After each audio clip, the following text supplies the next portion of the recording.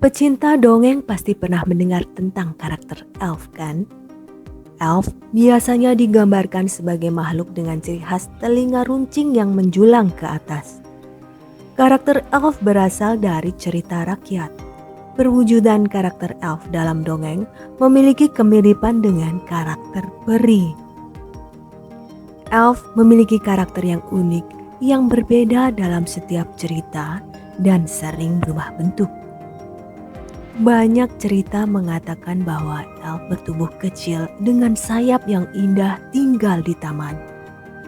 Di Inggris, elf digambarkan sebagai pria berperawakan seperti kakek-kakek tua dengan tubuh yang kecil. Sementara elf perempuan digambarkan sebagai wanita yang cantik dan muda. Mitologi Nordik mengatakan bahwa elf pertama kali muncul di Finlandia, Islandia, Norwegia, Swedia, dan Denmark. Orang sudah percaya tentang keberadaan elf dan peri sejak ratusan tahun yang lalu. Sekitar tahun 1500-an, cerita tentang elf mulai dihembuskan dan menjadi legenda peri. Dan pada tahun 1800-an, mereka mulai dikenal lebih luas sebagai makhluk ajaib.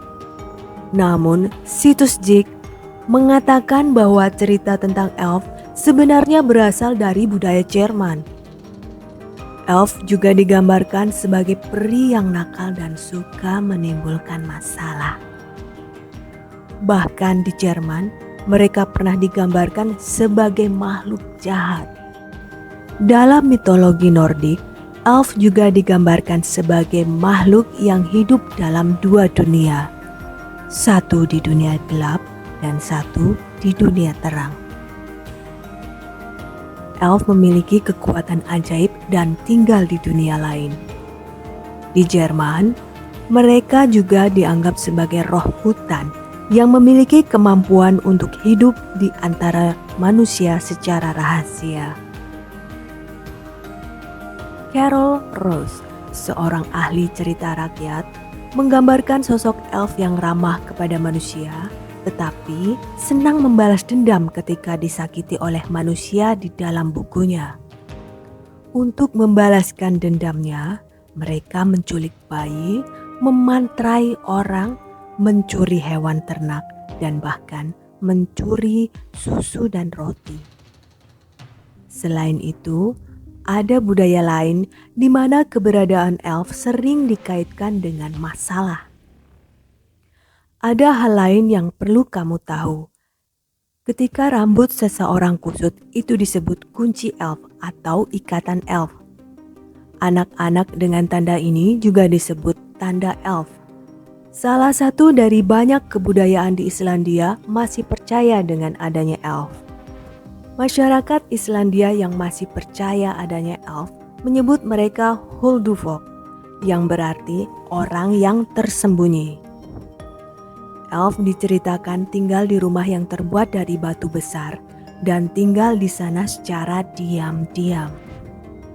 Masyarakat Islandia meyakini bahwa elf mempengaruhi pembangunan jalan dan tempat lainnya, sehingga mereka khawatir mereka dapat mengganggu rumah-rumah elf. Sejak 2012, setiap tempat di Islandia disebut sebagai tempat ajaib yang terkait dengan kepercayaan masyarakat dan seharusnya menjadi warisan budaya. Elf yang sering muncul dalam cerita dongeng membuatnya terkait dengan kisah Sinterklaas. Di sebuah cerita, elf bekerja di kantor mainan Sinterklaas di Kutub Utara setiap tahun untuk membuat hadiah yang akan diberikan oleh Sinterklaas kepada anak-anak di seluruh dunia. Tetapi kisah ini lebih seru daripada kisah rakyat elf Eropa.